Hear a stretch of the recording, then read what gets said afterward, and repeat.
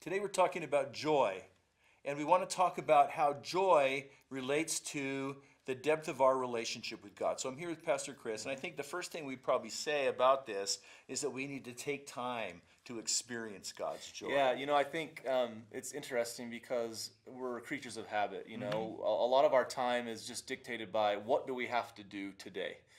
Whether it's family stuff or kids stuff or work or whatever. Right. And we really miss out on the opportunity to connect with God and to be intentional about our relationship with Him. Yeah.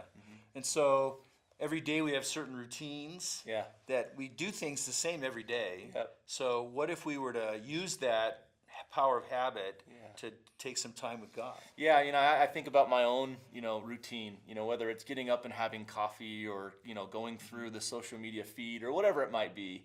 But really taking time and saying, listen, I'm going to bring God first. I'm going to set aside some intentional time to where I can connect with Him and to say, God, today is the day that you've given me, and I want to move with you together throughout the day. Yeah, exactly. So how would that be expressed in Scripture? Where do we see that? Yeah, I think Matthew 6:33, where Jesus says, "Seek first the kingdom of heaven." And I think what He's saying is, look, prioritize your relationship with me.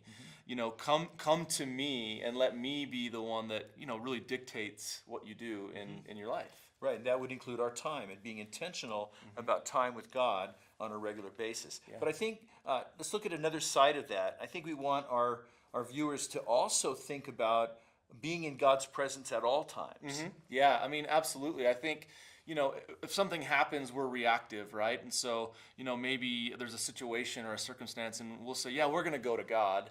But really, I think God, He desires for us to be connected to Him all the time. Yeah. I think of the analogy of, back in the day, we had dial-up internet, Right. and where we had to dial in, and it was this long process, and it was a step that you had to take. And nowadays, we have a constant connection. Right, all the time. Yeah, cable or DSL. Or even wireless on my phone. Yeah.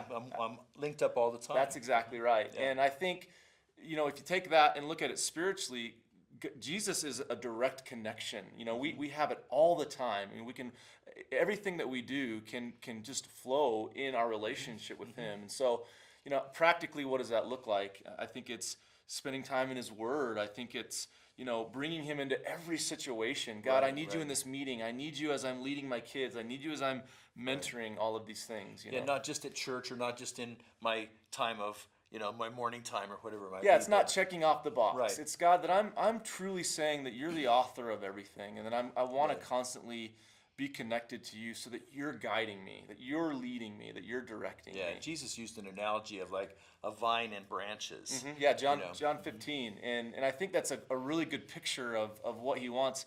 He actually says in that to remain in me.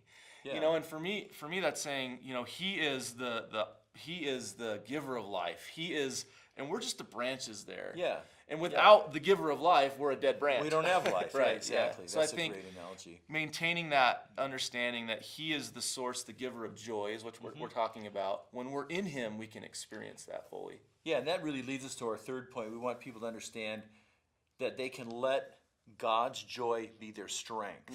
So I know in Nehemiah he talks about the joy of the Lord is my strength.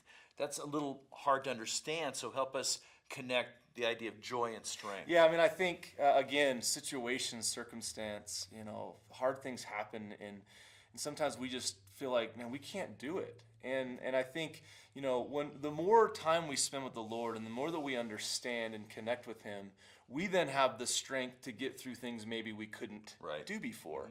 Maybe it's overcoming that situation, or maybe it's having the strength to move into a mentoring relationship. There's a lot of things to have boldness to speak and to lead your family. Right. I think it's just understanding the more I'm connected with God, the more I have the strength to do the things that maybe I don't think I could do or could do before.